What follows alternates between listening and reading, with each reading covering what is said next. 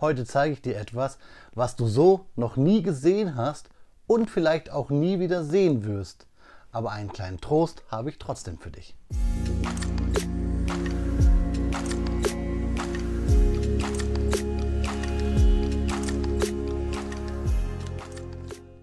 Willkommen in der Noppenglitzerscheune.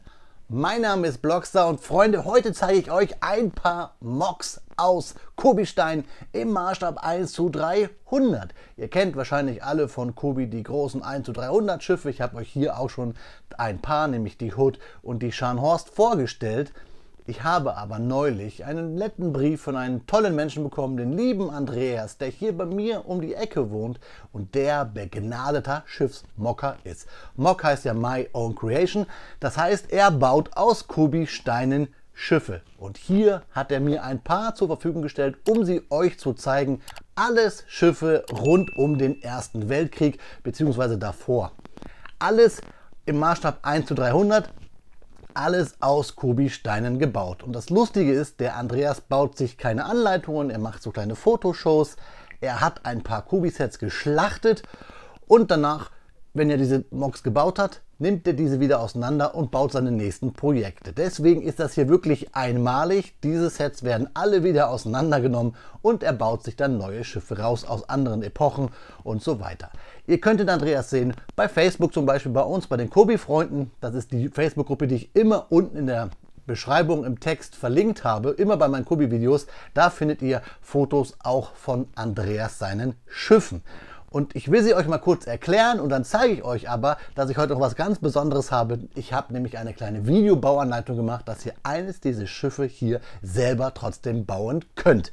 Ja, alles Thema Erster Weltkrieg und dann fangen wir doch mal an. Im Ersten Weltkrieg gab es bei der Kaiserlichen Marine, das sind alles Schiffe der Kaiserlichen Marine, den Vorläufer des Zerstörers, das berühmte Torpedoboot. Gab es viele verschiedene.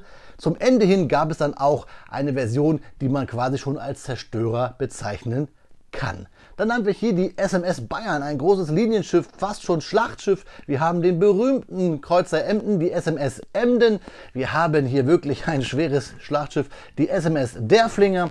Und für mich als gebürtiger, wenn man mal sagen würde, nach historischen Maßstäben würde ich gebürtig aus dem Großherzogtum Braunschweig kommen, haben wir hier die SMS Braunschweig. Aber ich habe euch ja gerade gesagt, ich habe für euch etwas. Und zwar hier die SMS Nassau. Man sagt, das wäre die erste Dreadnought gewesen, das erste modernere Schlachtschiff der Kaiserlichen Marine.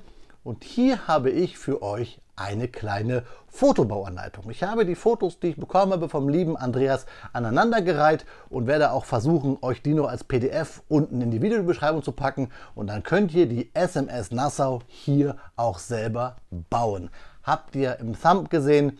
Und natürlich kann ich euch heute hier nicht sagen, ich nehme diese Steine und baue das Set. Trotzdem gibt es gleich diese Bauanleitung und es gibt natürlich Fakten zur SMS Nassau. Ich kann euch auch sagen, was ihr hier grob braucht für die SMS Nassau. Ihr braucht das Kobi-Set und diese oder mehrere Kobi-Sets, die ihr euch alle besorgen müsst zum Schlachten, denn Teilelisten zu erstellen ist wirklich sehr schwer bei Kobi. Ich arbeite daran mit vielen Leuten, das dauert aber noch. Es gibt ja auch noch einen Wunsch, das U-Boot, das kleine Miniatur U96 nachzubauen im 1:300, beziehungsweise Typ 7 habe ich euch schon mal vorgestellt, steht auch dahinter mir. Auch da arbeite ich dran, dass ich euch wirklich Anleitungen zu solchen Mocks besorgen kann. Hier für die SMS Nassau hat der liebe Andreas geschlachtet die Enterprise, die es von Kobi gibt, die Belfast, die Warspite und die Prinz Eugen. Das waren so die Schiffe, die Steine geliefert haben für diese SMS Nassau. Da der Andi aus dem Bauch heraus baut, er macht es nicht digital, wie das vielleicht Leute machen, die aus Legosteinen, aus Systemsteinen Schiffe designen, hat er hier kein Zeitgefühl. Er probiert, er versucht. Deswegen kann er euch nicht sagen, wie lange er gebraucht hat, um hier zum Beispiel die SMS Nassau zu bauen. Ich kann nur mutmaßen, die reine Bauzeit wäre wahrscheinlich genauso ähnlich wie bei einem normalen großen Kobi-Schiff. Steineanzahl kann ich euch auch nicht sagen, müsste man mal zählen. Vielleicht schaffe ich das und dann findet ihr das unten in dieser PDF. Ja, Also Freunde, wir schauen uns heute hier speziell stellvertretend für die ganzen kaiserlichen Schiffe hier vom lieben Andreas die SMS Nassau an. Die bekommt ihr jetzt quasi in so einer Art Speedbild und dann natürlich auch tolle Fakten zu der SMS Nassau. Freunde, euch jetzt viel Spaß dabei.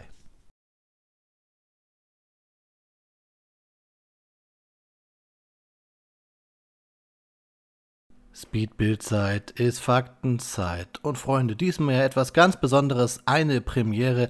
Ihr seht hier quasi eine Bauanleitung, wie man sie zurzeit ja nicht anders machen kann, wenn man Kobi-Mocs anbietet. Ihr bekommt diese Bilder nummeriert, diese Bausteps auch unten in der Videobeschreibung zum Download.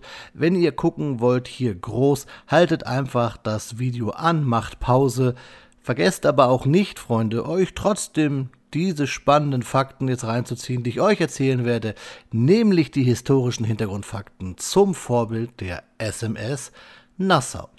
Die SMS Nassau war ein beeindruckendes Großlinienschiff, das von der kaiserlichen Marine im frühen 20. Jahrhundert eingesetzt wurde. Das Schiff gehörte zur Nassau-Klasse, einer Klasse von 4 deutschen Schiffen, die im Ersten Weltkrieg zum Einsatz kamen. Dieses waren die namensgebende SMS Nassau, die SMS Posen, die SMS Rheinland und die SMS Westfalen. Das SMS stand damals für Seiner Majestäts Schiff. Die Nassau-Klasse wird häufig als typischer Antwortbau auf die britische HMS Dreadnought und auf die amerikanische South Carolina-Klasse verstanden. Dies entspricht jedoch nicht den Tatsachen, da die Planungen für den Bau zurückreichen bis in das Jahr 1904.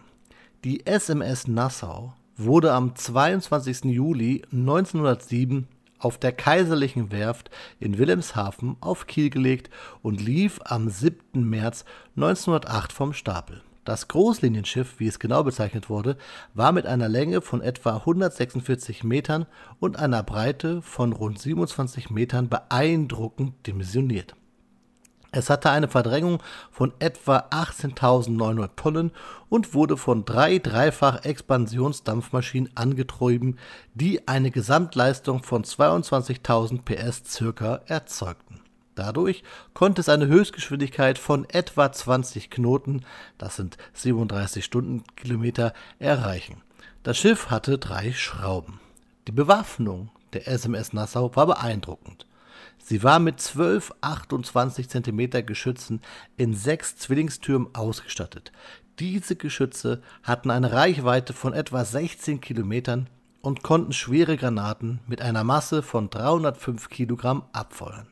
Zusätzlich verfügte das Schiff über 12 15 cm Schnellfeuergeschütze, 16 8,8 cm Seegeschütze und 6 45 cm Torpedorohre, eines am Bug, eines am Heck und 4 an den Seiten. Die Nassau-Klasse Großlinienschiffe bzw. Schlachtschiffe, wie man heute sagt, hatten eine beeindruckende Panzerung. Die Hauptgürtelpanzerung hatte eine Dicke von bis zu 300 mm, was das Schiff vor feindlichen Granaten schützte. Die Deckpanzerung variierte, die Türme und Barbaretten der Geschütze waren ebenfalls gut geschützt mit einer Panzerung von bis zu 280 mm. Die SMS Nassau spielte eine beeindruckende Rolle im Ersten Weltkrieg. Sie nahm an mehreren wichtigen Seeschlachten teil, darunter der berühmten Skagerrak-Schlacht im Jahr 1916. Dort kämpfte sie zusammen mit anderen deutschen Schlachtschiffen gegen die britische Grand Fleet. Obwohl die Nassau während der Schlacht mehrere Treffer erlitt, überstand sie den Kampf relativ unbeschädigt. Während des Krieges wurden an der SMS Nassau mehrere Verbesserungen vorgenommen. Zum Beispiel wurden zusätzliche Flugabwehrgeschütze hinzugefügt, um das Schiff besser gegen Luftangriffe zu schützen. Außerdem wurde die Panzerung verstärkt, um die Überlebensfähigkeit des Schlachtschiffes zu verbessern. Die Besatzung der SMS Nassau bestand aus rund 40 Offizieren und ca. 1010 Mannschaftsmitgliedern.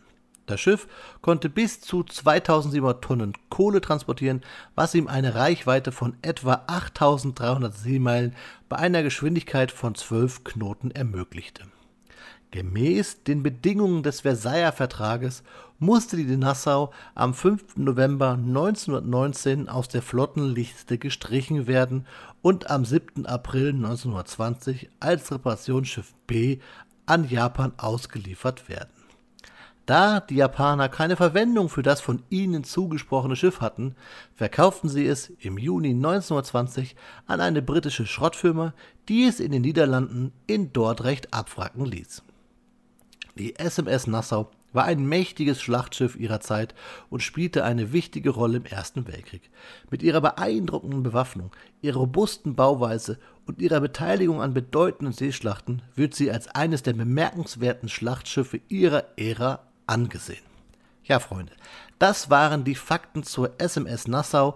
Wie gesagt, die Bauanleitung bzw. der Versuch einer Bauanleitung findet ihr unten in der Caption als Download-Link. Wenn ihr aber es live nachbauen wollt, einfach hier das Video an der einen oder anderen Stelle anhalten und wie gesagt, mehrfach gucken, schadet ja diesem Video nicht. So, Freunde, jetzt aber zum eigentlichen Review dieses grandiosen Mocs vom lieben Andi, der SMS Nassau aus Koblenstein.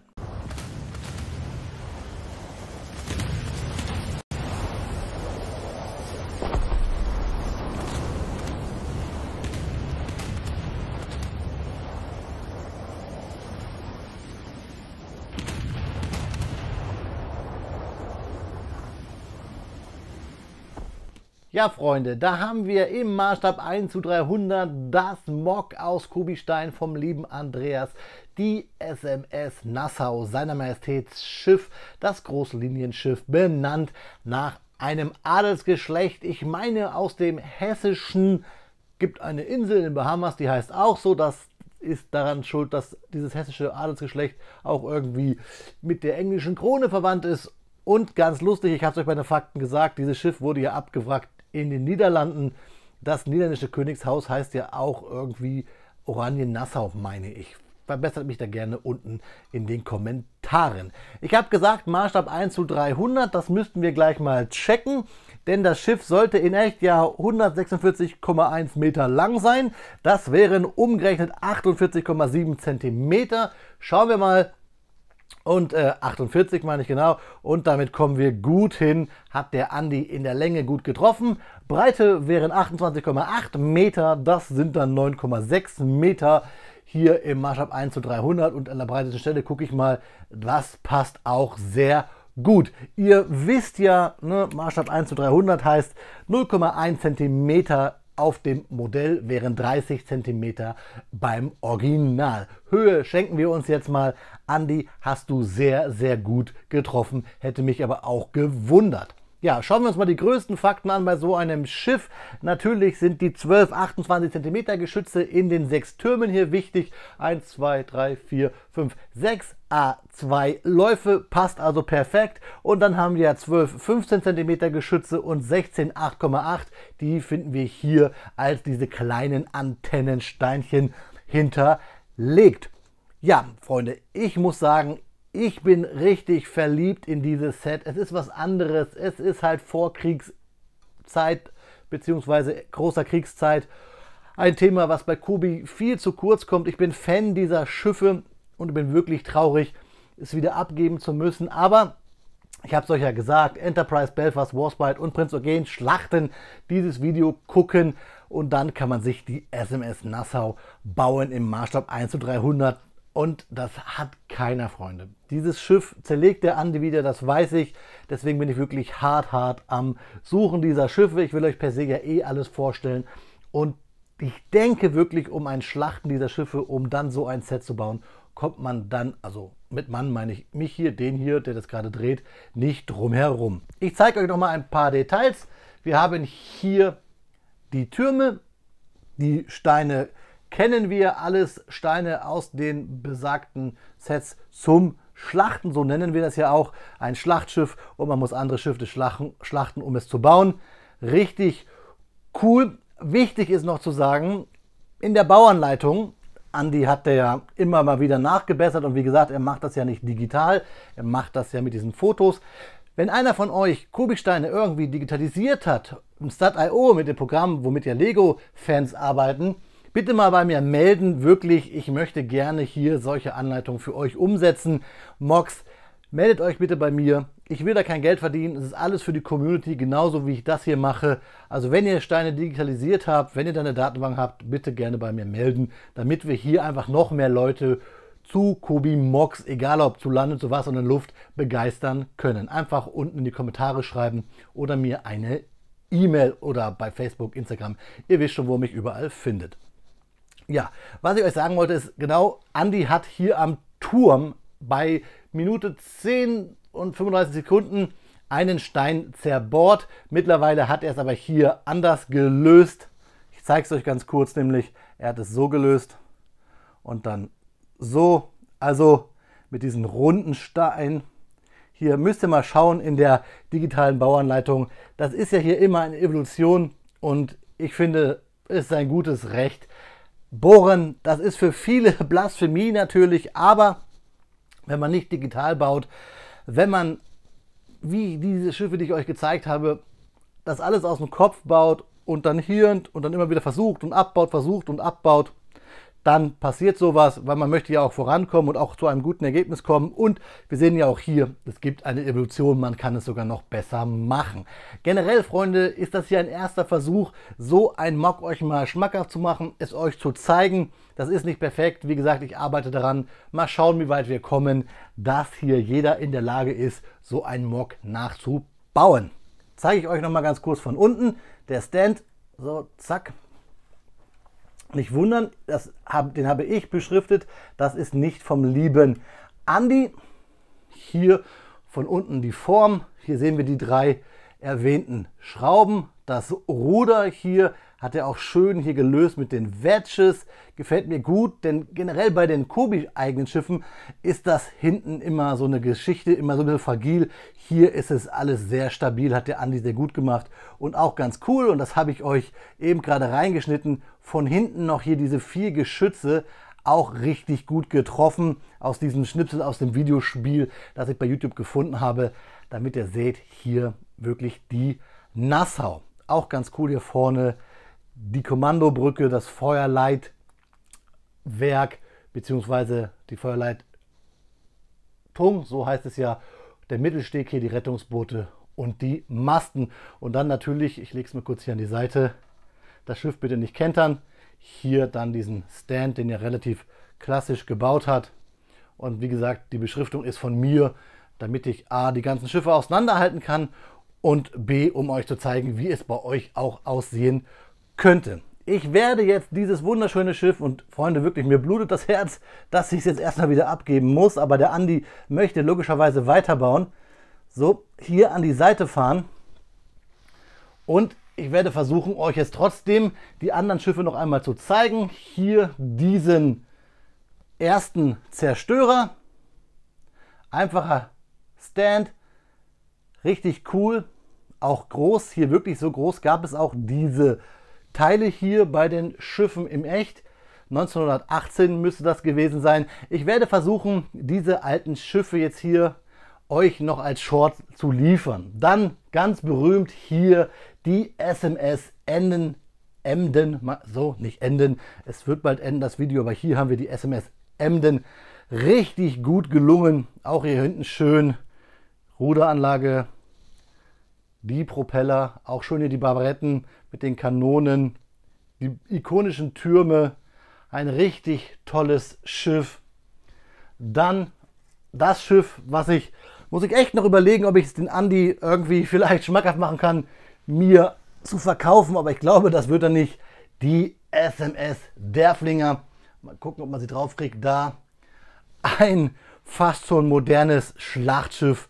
Hammer, richtig großer Brecher. Und jetzt werde ich mal aufstehen hier hinter der Kamera. Es wird vielleicht ein bisschen laut werden und ich gehe mal um die Kamera herum und versuche euch die anderen Schiffe noch mal kurz in die Kamera zu halten. Hier haben wir ein kaiserliches Torpedoboot, auch cool geworden und wir haben es ja gesehen mit den Maßstäben, da hat es der Andi drauf. Dann haben wir hier Sacradie, die Bayern, auch richtig cool geworden. Das passt schon fast alles gar nicht mehr drauf.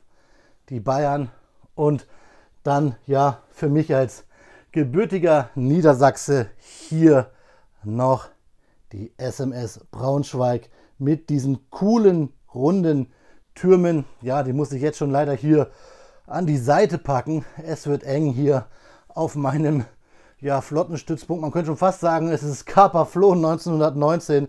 Also richtig cool, was der Andi da gemacht hat. Sehr grau jetzt gerade für euch und es erschlägt euch.